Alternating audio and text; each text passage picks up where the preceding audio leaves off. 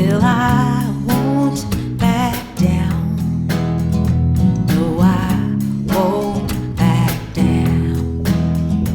You can stand me up at the gates of hell, but I won't back down. No, I'll stand my ground. No, I won't back down.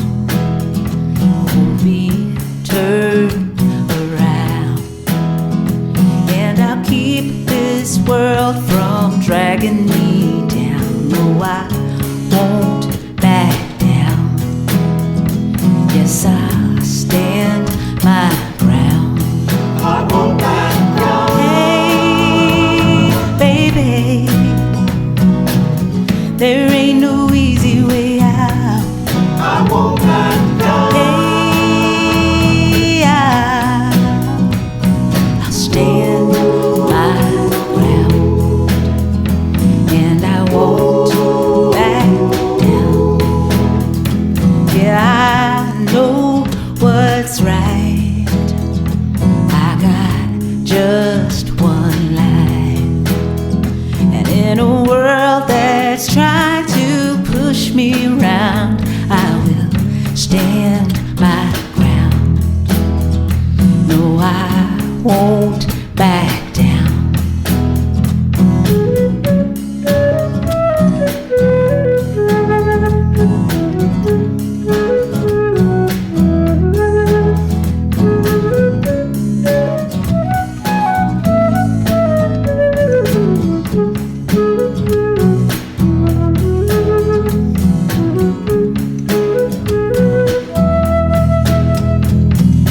Hey, baby,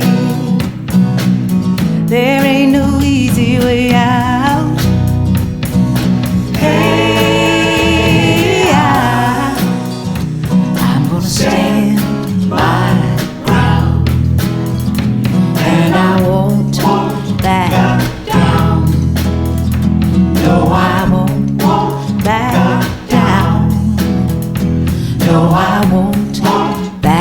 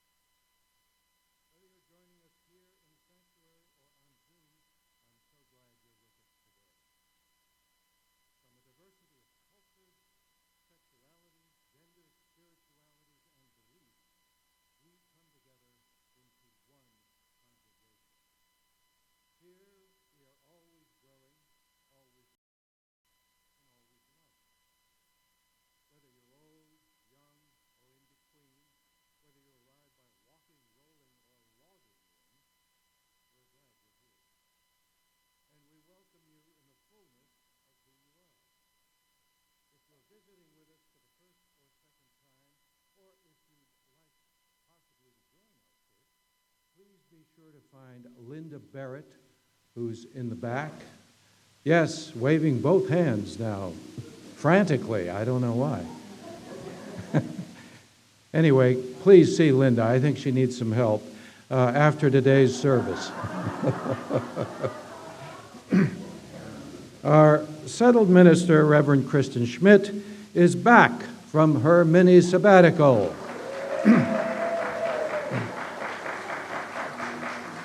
to lead today's Power Sunday service.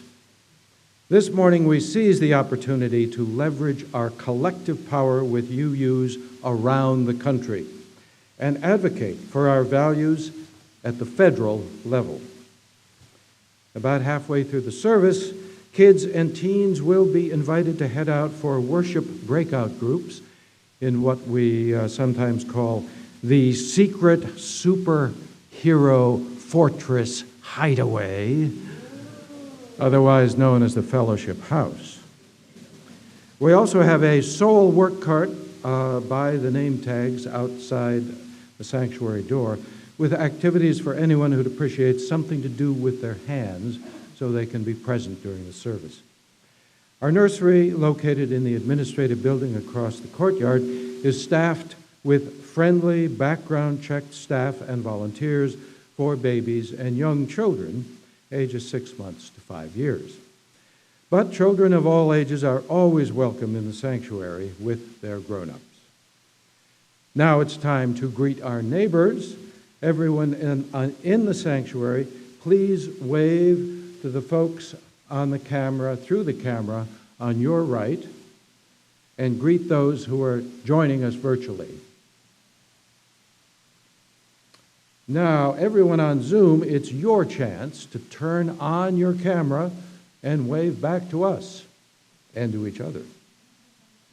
As those on Zoom greet one another in the chat, I invite everyone here in the sanctuary to get up and greet one another in person. In a minute or two, the music will start, and that's our cue to go back to our seats and sing the opening hymn. The words to all hymns will be on the screen.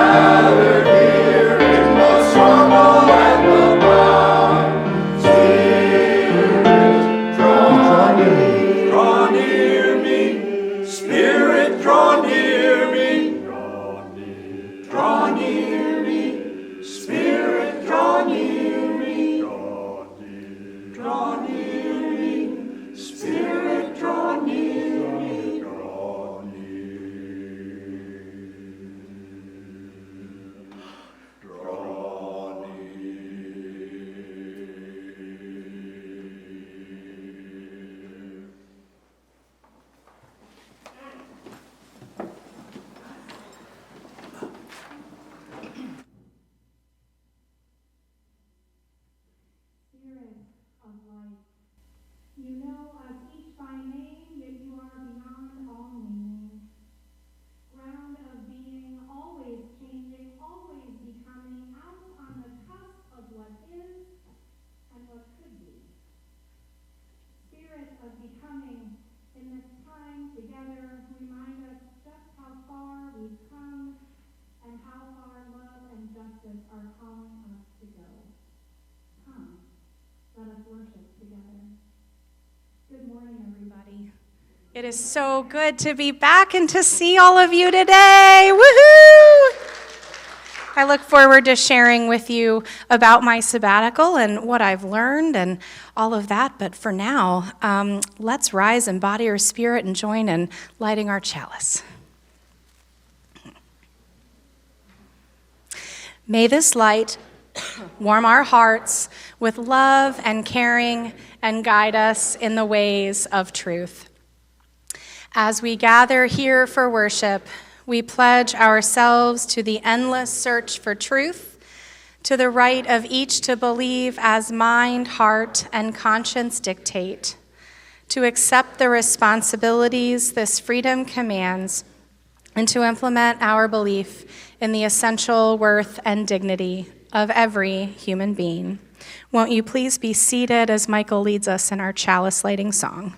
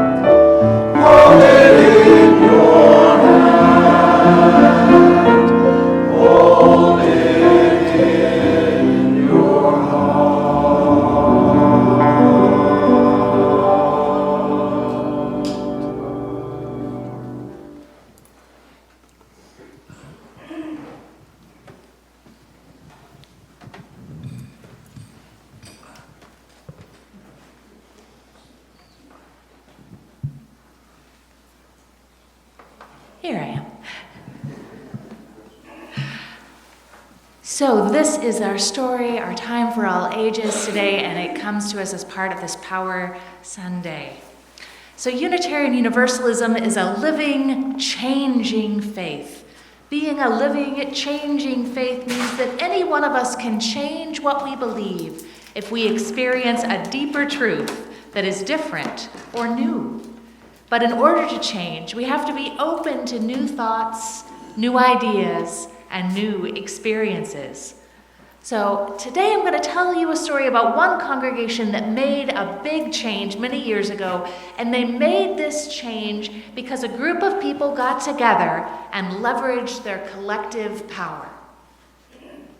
That means that they came together and they made a plan. They made a plan about how they would try to get their church to make a change. So Jessica York, Director of Congregational Life at the UUA, wrote a wonderful version of this story that's featured in Toolbox of Faith, which is a tapestry of faith curriculum. That means a free curriculum provided by our Unitarian Universalist Association on their website. And this is an adaptation of that story.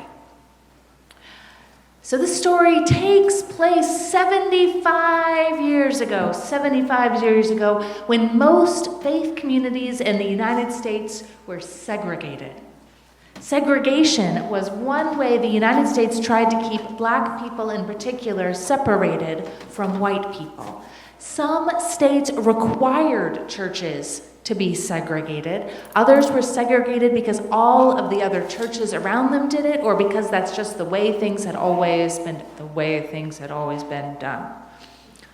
We think of our UU faith as progressive liberal trendsetters, but in 1948, the first Unitarian Society of Chicago was segregated. Their church was in a racially diverse neighborhood where people of many colors lived, but only white people were allowed to go to that church. One day, a large group of church members started to organize, to collect their power and take action against racism in their church. The church's minister, Reverend Leslie Pennington, and a man named James Luther Adams. We're ready, it's the best name. We're ready to move things forward. Adams, known as JLA by people who know, was a famous theologian and ethicist. He taught at the Meadville Lombard Theological School, and he was on the congregation's board. Adams and Pennington together made a proposal to the church board to desegregate the church. They knew this was the right thing to do. They knew it was what their faith guided them to do. And most church members wanted the church to welcome people no matter what color their skin wasn't. But one member on the board didn't. Your new program is making desegregation into a creed, he said. You are asking everyone in our church to say they believe desegregating or inviting, even recruiting people of color to attend church here is a good way to tackle racism. What if some members don't believe this? And so they talked and argued. Eventually, everyone became tired and frustrated. They were, as we say in the DC area, gridlocked. And then Reverend Adams remembered a piece of wisdom. It's best to listen twice as much as we speak. I know I struggle with that. Does anyone else struggle with that? So instead of arguing his point of view yet again, he asked the person who really didn't want the church to desegregate a question. He asked, "What do you say is the purpose of this church?" The board member Adams had been arguing with thought about for a moment and said, "Okay, Jim. The purpose of this church is to get hold of people like me and change them." And that's the story of how the First Unitarian Society of Chicago successfully desegregated.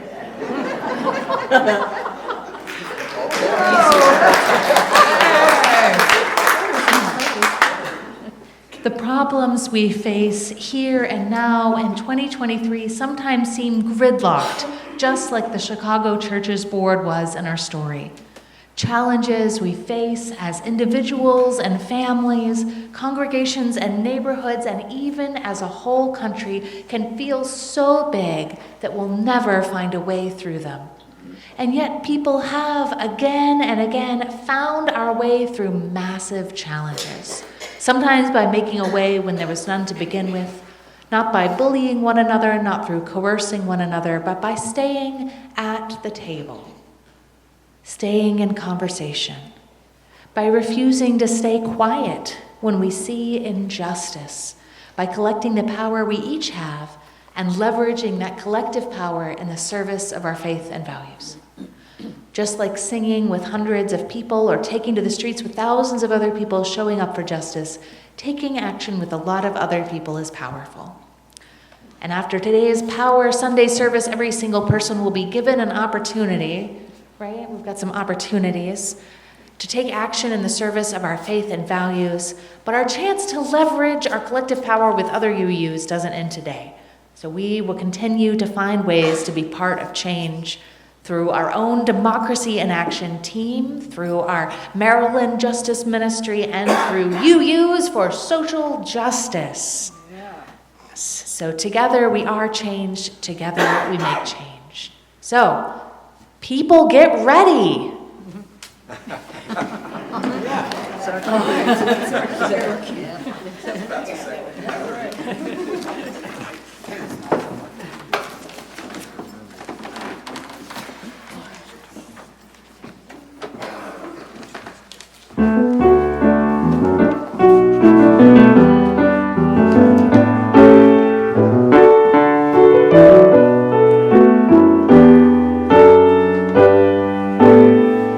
This train is bound for glory, this train. This train is bound for glory, this train. This train is bound for glory. Don't hold much but the righteous and the holy. This train is bound for glory, this train.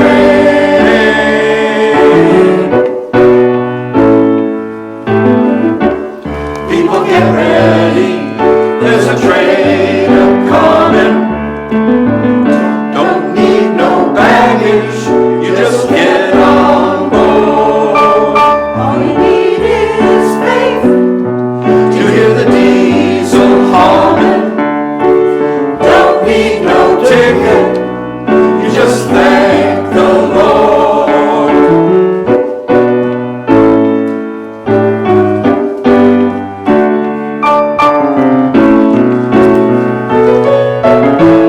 This train don't carry no liars. This train don't carry no liars. This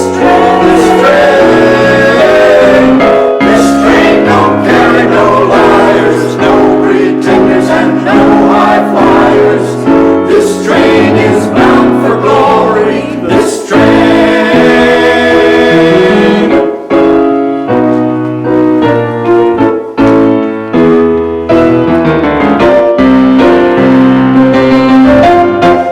There ain't no room for the greedy sinner.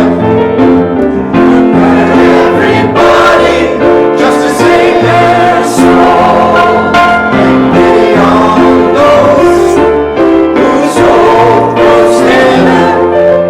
There ain't no refuge from the judgment throne.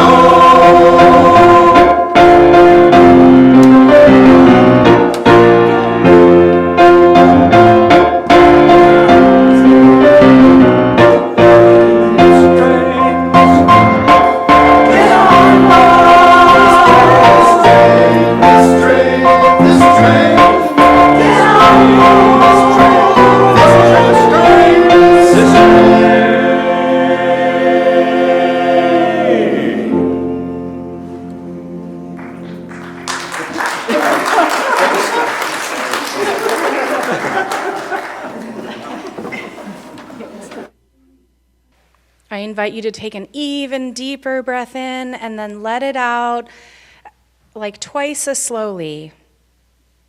Okay? One more deep breath in and let it out. As we breathe in and as we breathe out in this time of quiet together, grateful for the sounds of life all around us, let us notice the beating of our own hearts, remembering that one just like it beats within the person sitting right next to us, in front of us and behind us, and inside every single person on this planet. If you have suffered a deep loss in the last year, I invite you to stand or raise your hand during the silence so the congregation can bear witness to your grief. Let us enter into a moment of silence together.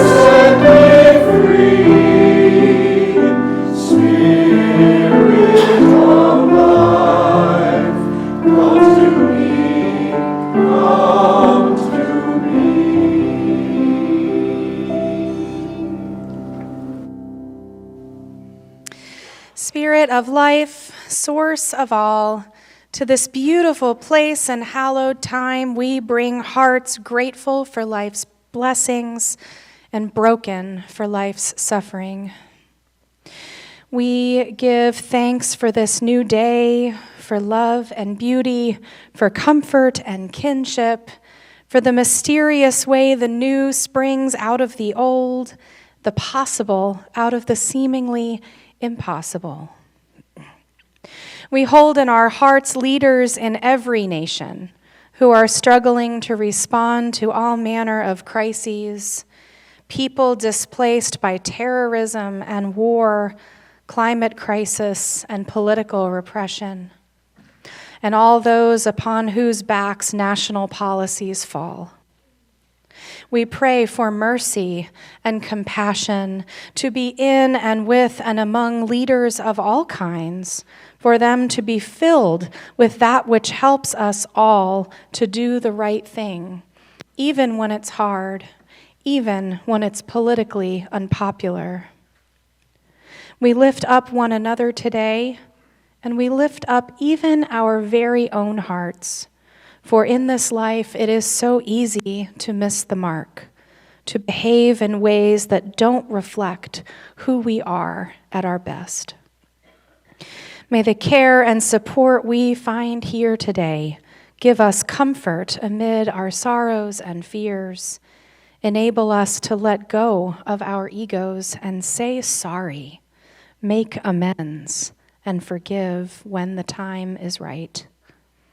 May this faith, this congregation, imperfect as they may be, help all of us to know that we are loved just as we are, but too much to let us stay that way. And when it seems like nothing will ever get better and the world is about to end, may the power that makes all things new remind us of how often that feeling signals that something new is just beginning. Amen, and blessed be. At this time, we invite children and youth to head off to worship breakout groups. Please meet Sarah Scott, our RE coordinator, and our RE teachers in the back of the sanctuary if you are a kid and would like to join the fun. You're also welcome to stay here with your grown-up for the rest of the service. Grown-ups with kids leaving now, please come to collect them from the fellowship house at 11:45. Now everyone, let's join in singing our recessional song as our kids make their way from this space.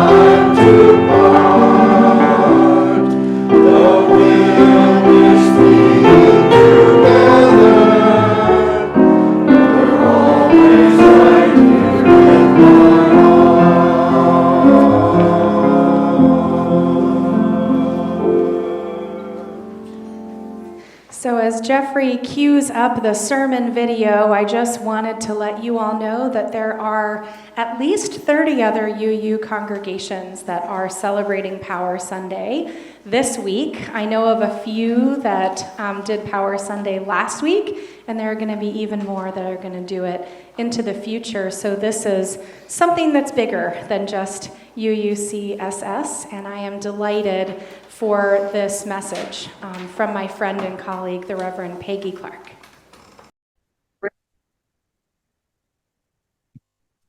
I'm Reverend Peggy Clarke, Senior Minister at Community Church of New York in Midtown Manhattan and the Board Chair for UUs for Social Justice. TikTok might say men think about the Roman Empire daily, but it's the American Empire that has my attention. Mirroring the innocence of the mid and late 20th century, I grew up believing the United States is the best nation that has ever existed. That opinion came from my white immigrant family, grateful largely for the opportunity and freedom of economic prosperity. But over time, our democracy has begun to fade, and Whether or not children are told this is the best nation in the history of nations doesn't alter our current downward trajectory. As much as we like to say we've been a democracy since 1776, or maybe from the ratification of the Constitution in 1788, we've mostly been a democracy in process until the full realization of our potential with the passing of the Voting Rights Act of 1965. With the codification of inclusion at the ballot booth, the United States of America became worthy of the admiration of democracies, both realized and struggling around the world.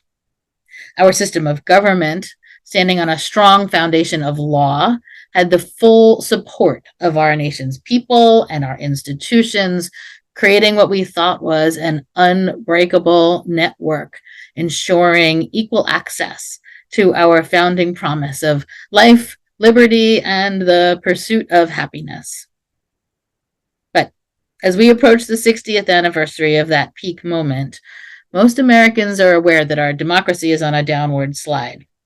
There are many key markers that support this suspicion, including our decline on the Polity Index that moved us below the threshold of full democracy in recent history.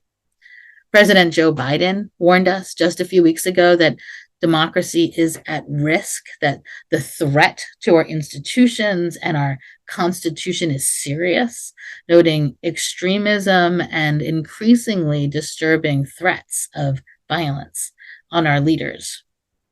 And of course, we don't need our scholars or even our president to tell us what we can see and hear for ourselves, right? The words chaos and dysfunction and infighting have become common in our national headlines as our government grinds to a halt over and over again. Strong, healthy democracies require what we call civil society. Civil society consists of all the voluntary organizations where people gather, autonomous from the state. These groups might have some state support, funding, interaction, but they're independent of state controls. They have their own agendas and goals. They're concerned with public ends, but they aren't seeking state power. They exist for many reasons, but one is to influence law, culture, and the ways we live together. They're part of a larger piece of community living, valuing pluralism, inclusion, and a wide range of life experience and thought. The organizations that populate civil society include educators who advocate for curriculum development to train the next generation of leaders and thinkers, and climate activists who push against corporate influence, and librarians who ensure access to a diversity of ideas, and workers who leverage their collective power to ensure fair wages and protections. Civil society includes museums that preserve our history, and dance companies that celebrate self-expression, and community theaters where new philosophies are given language and an audience.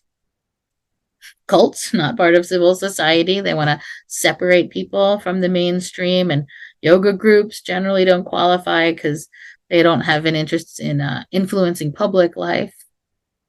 Churches, on the other hand, do. So do all of our UU organizations like Ministry for Earth and our state action networks and UUSJ, our UU Voice on the Hill. All of these institutions are part of the fabric of civil society, without which we don't have an authentic democracy. Scholars tell us that democracies don't collapse because of a single influential person. They collapse because the people who should know better align themselves with stronger, more dangerous personalities. They themselves aren't fascists, communists, extremists. They're just too weakly committed to democracy and are ultimately opportunists who say what they think they need to say to get or keep power. Civil society is one of the key levers to keep those people in check. Groups that are themselves run democratically, giving everyone the experience of having a voice and a vote, with deep membership rosters of concerned and engaged citizens or public forums for open discussion, become a counterbalance to self-serving individuals. These organizations create occasions for influence and can reward opportunists with the popularity or power they seek without requiring them to compromise their commitment to democratic systems. They can also create and engage systems of social accountability that keep some of these people in check. Totalitarian nations have no civil society. The more civil society in a country, the more democratic it can be. There are very few fully totalitarian nations, but we can see these systems of government increase as civil society decreases. North Korea is completely totalitarian with no visible counter to the current government. China used to be more complete, but civil society has been growing there. When nations like Russia want to increase government control, they shut down parts of civil society, as does every autocrat seeking to consolidate his or her power. Voluntary organizations are a crucial part of any healthy, transparent, and legitimate democratic system. We can determine the vitality of a democracy by the integration of these groups in the fabric of the nation. Faith-based organizations are historically some of the most difficult to terminate because they often are seen as the moral centers of a community. Shutting them down forces the government to admit a lack of concern with morality, an act most citizens find alarming. Instead, many authoritarian regimes work to befriend religious institutions, seeking to align religious power centers with their own. We can see this happening here in the United States with evangelical churches who've become supporters of some of the more dangerous factions in our current system. This makes our own position as a liberal religious denomination all the more necessary in our current political climate. We continue to have the moral authority to counter the current trajectory and can stand against the wave of conservative religious alignment with the radical right-wing political movement. Our existence, our internal health and strength is an essential part of what can turn the tide of American democratic legitimacy. It is our witness to pluralism and embrace of science as a source of truth, our own democratic structures, our collective voice for choice, for education, for inclusion, and our training of a new leadership class that demonstrates the need for our witness as the centrality of our voice as part of civil society right now at this moment in history. Sadly, this comes at the same time religion is on a steep decline in American culture. Right across the country, Unitarian Universalist churches have seen a dramatic reduction in membership. We've lost 18,000 children from our RE programs in the last 10 years. We've lost 100,000 members over the last 50. In 2020, the average size of a UU congregation was half the size as 20 years earlier. We're not alone in the free fall, and as liberal religion declines in national influence, so does American democracy. I don't think these things are unrelated. Just as people are turning away from institutional religion, the demons of authoritarianism are gaining ground. When the moral centers lose influence and can no longer claim to be our collective conscience, it's easier for alternatives to take root.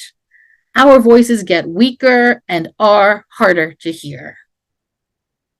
But let's not pretend we are inaudible. There are close to 200,000 people in UU churches. We have not given up our space at the table, nor our moral authority, even if the tide of totalitarianism hopes to wash over us. This is evidenced at the very least by your decision to bring the service to your congregation today, as so many other UU congregations are doing. We are interdependent, interconnected, and committed to holding up our shared religious values. Power Sunday comes from UUs for Social Justice. So UUSJ was founded originally by a circle of UU churches in the Washington, D.C. area who wanted to leverage their geographic location to influence the federal conversation. About 2 years ago, UUSJ broke out of that model and opened to UUs around the country to become our collective voice, not just those positioned so closely to DC power centers. UUSJ is a small organization with no full-time staff like so many of our UU groups doing the work of our faith, but with the help of their executive director, they've had an outsized influence in federal policy conversations. This worship service is designed to get the word out about both our UU potential as a faith community through the work of UUSJ in these national discussions, and to hold up one of our own institutions, also part of civil society, in need of support in these fragile days of our democracy. In future years, Power Sunday will include an opportunity for advocacy so we as UUs can leverage our collective power. Scholars tell us that American democracy is deconsolidating, but it is far from collapse. Even through significant challenges, the system is holding. With the kickoff of Power Sunday, UU congregations can step into our moral authority in partnership with each other and other liberal religious members of civil society to hold strong against the tide of authoritarianism. Through our connection with UUSJ, the building of our collective power on the Hill, and as a partner with other denominations also holding back the waters of authoritarianism, Unitarian Universalists play a key role in keeping our democracy strong. Today, in UU churches around the country, we are raising our shared consciousness, holding up our critical place in the democratic fabric of our nation, tuning our collective voice, and reminding Unitarian Universalists that we are necessary, that we are not alone, and that in this fragile moment of American history, we are powerful.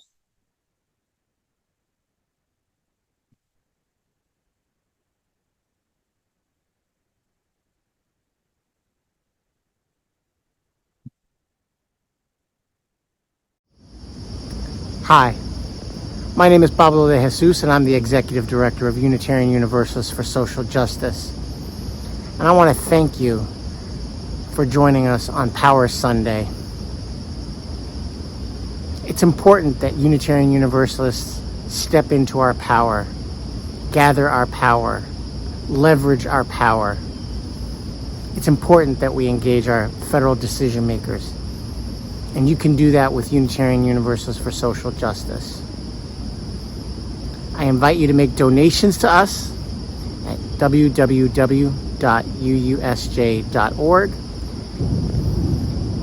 Now is the moment for Unitarian Universalists to gather together and build a movement to lift our values and voices on Capitol Hill. So I invite you to join UUSJ, explore our webpage, and make a donation if you can. Thank you.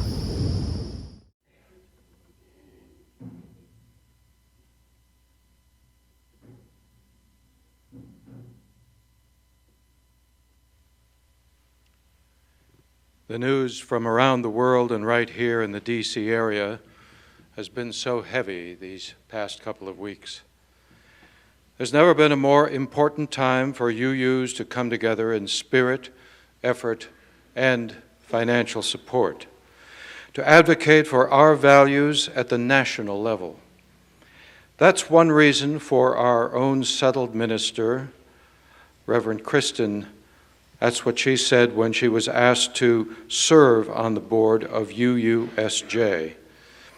It's also why we will give part of today's offering to UUSJ, so that Pablo and others can continue to coordinate opportunities for the UUs around the country to speak directly with their senators and congresspeople about the issues that matter. Of course, there is more than one way to make a gift to UUCSS. If you are here in person, you can place your offering in one of the offering plates as they are passed around, or you can use your phone to give using the directions on the screen. As we prepare to give and receive today's offering, let us dedicate our gifts to our congregation's mission. To quote our UUCSS draft mission statement, UUCSS creates joyful spiritual community where we connect deeply, serve, and mobilize for our collective liberation. Thank you.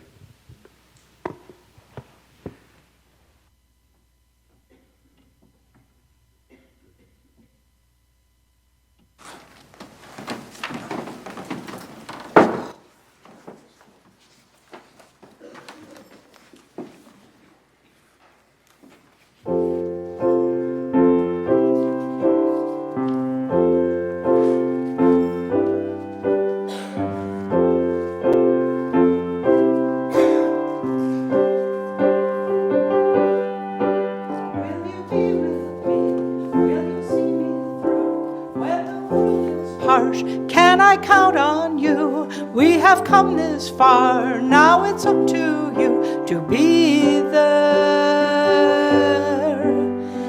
I stood up for you, knowing I might never have the chance to show my heart in ways that others learn to take for granted. And now I am asking you, will you be with me?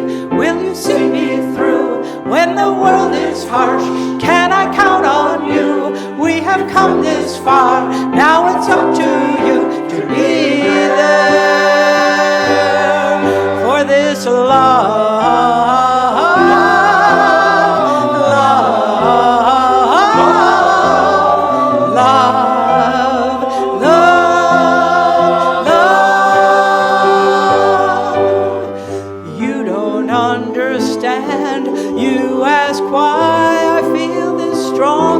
About holding up this love in front of everyone around me, because I am asking you, will you be with me? Will you see me through when the world is harsh? Can I count on you? Can I've come this far, now it's up to you to be there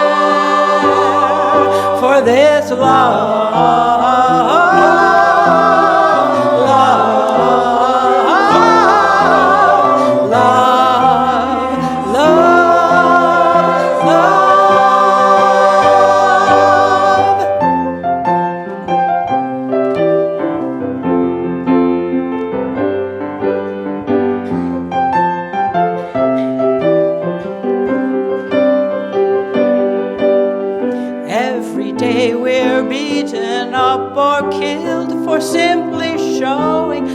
We've reached inside ourselves and found the deepest love we've ever known. Can we depend on you?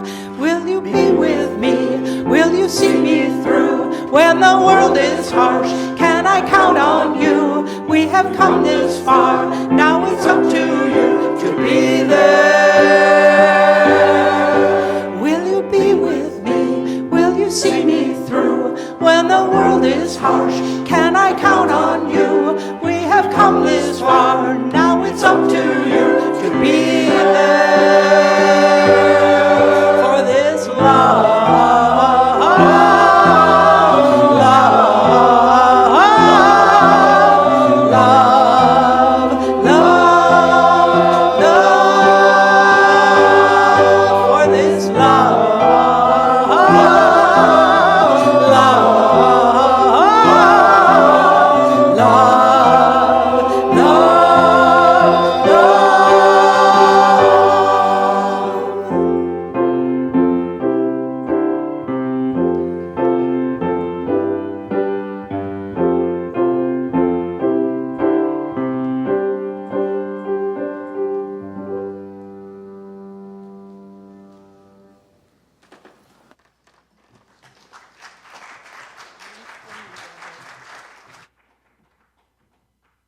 to invite forward Katie Haig, member of our board, to share some announcements.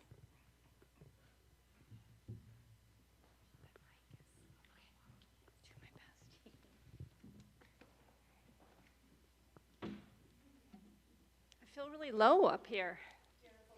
No, I'll wing it here. Hi, I'm Katie Haig, and I'm a member of the Board of Trustees here at UUCSS, she, her pronouns. We gather in person and on Zoom for worship every Sunday morning here at UUCSS. But our church is not only the organization that puts together these services. We are a vibrant collective of volunteers and staff. We are part of the wider Silver Spring community, and we are a member of the Unitarian Universalist Association and part of the global UU denomination. Today, we have two announcements. First, next week, we hope to bring back our tradition of the Halloween party with a haunted house created and run by our teens, face painting, and trunk or treat. But we need you to sign up if we are going to make this happen. There's a QR code at the back of the room or downstairs on the RE bulletin boards. Or you can email Reverend Caitlin at amsg@uucss.org. Never heard of trunk or treat? That's where folks park in the designated place, in this case, our parking lot, pop their trunk or hatchback, and decorate the back with a theme. It can be as simple as a few pumpkins or as complex as a pirate ship. And the kids go around to the different vehicles and do simple games or just trick or treat. It's a fun, easy way to be part of our family ministry and the traditions of our congregation. Second, as people all over the world prepare to honor the dead in different ways, next Sunday we will remember our ancestors and those in our families and communities who have died. Everyone is welcome to bring a picture or two of a friend or loved one that you wish to honor during this service. This is a service for all ages. Children will stay for the full hour, though nursery care is available for children 6 months up to 5 years. If you plan to join us on Zoom next week, please send a picture of whoever you'd like to remember to Jeanette Jackson by Wednesday, October 25th. Please email your picture to administrator@uucss.org with 1029 in the subject line. If you don't receive a response that Jeanette has received your picture, please resend it. Thank you.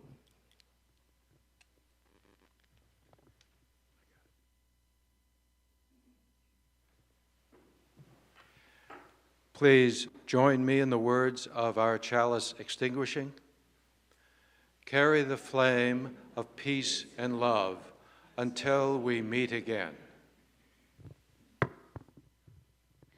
All right, friends, we're going to do a new hymn for our closing hymn. Aren't you excited? I'm excited. I love new hymns. All right, let's everybody first rise and body your spirit. This is a South African song.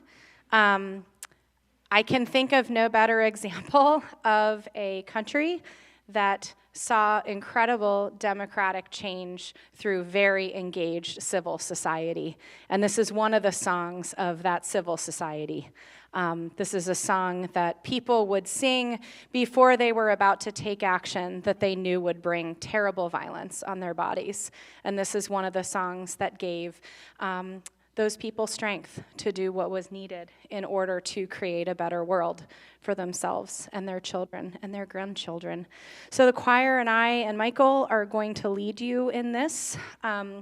There's a chorus in Zulu and there are verses in English. The melody is the same the whole way. So by like the third time through, you're going to get it. And then it's going to be an earworm in your head for the rest of the day. So the choir will sing the Zulu twice.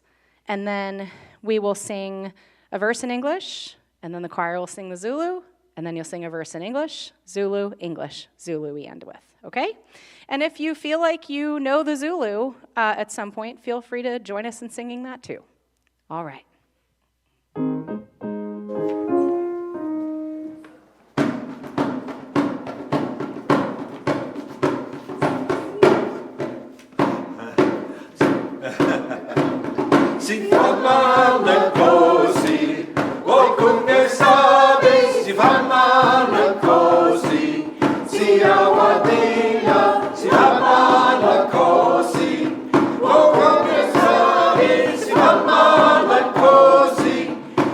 Awadinga, God give us power to put down prisons, God give us power to lift the people. Si mama la cosi, walk sabi, si mama la cosi, si Awadinga, God give us courage to withstand hatred. Oh, God give us courage to not be bitter. Si mama la cosi, si sabi, si mama la cosi, si Awadinga.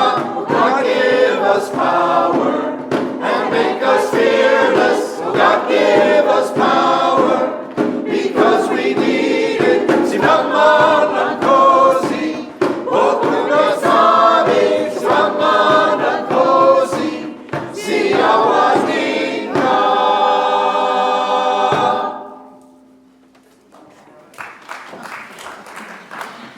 When we come together in the name of truth, love, and justice, when we act with our values at heart, we are, as Reverend Peggy said, necessary. We are not alone, and we are powerful. Our worship now has ended, and our service begins right now. Today, all of us are invited to serve our values by contacting our representatives. Didn't you know it was going to be that? Now, when we planned Power Sunday months ago, it was long before the House of Representatives was rendered pretty powerless by the lack of a speaker.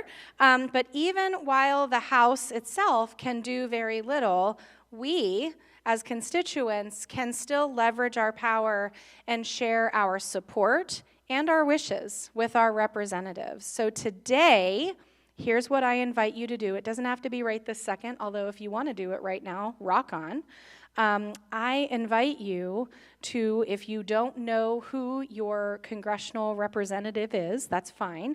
Just Google how to find my representative. And the very first thing that is going to pop up is a website that will ask you to plug in your zip code, and it will tell you. Donaby has some helpful information, I think.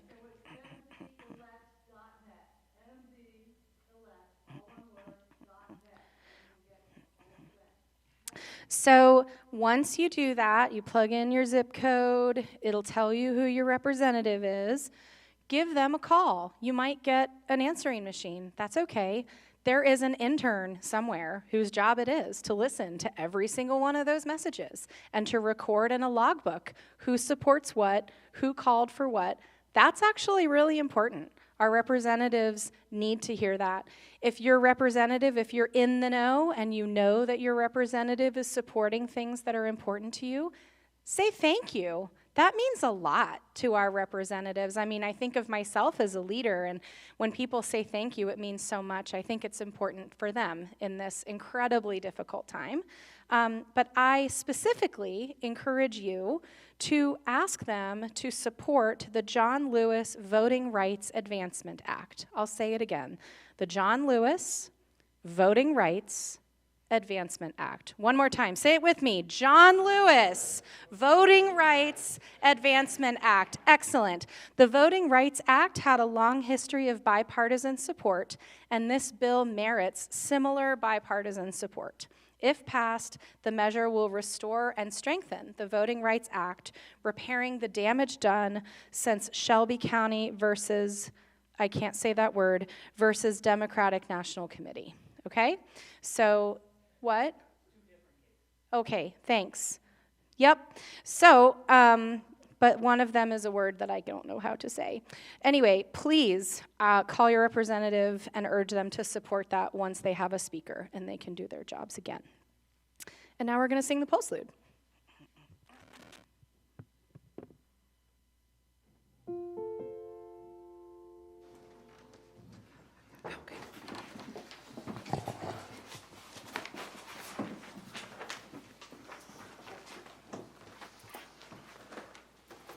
Oh,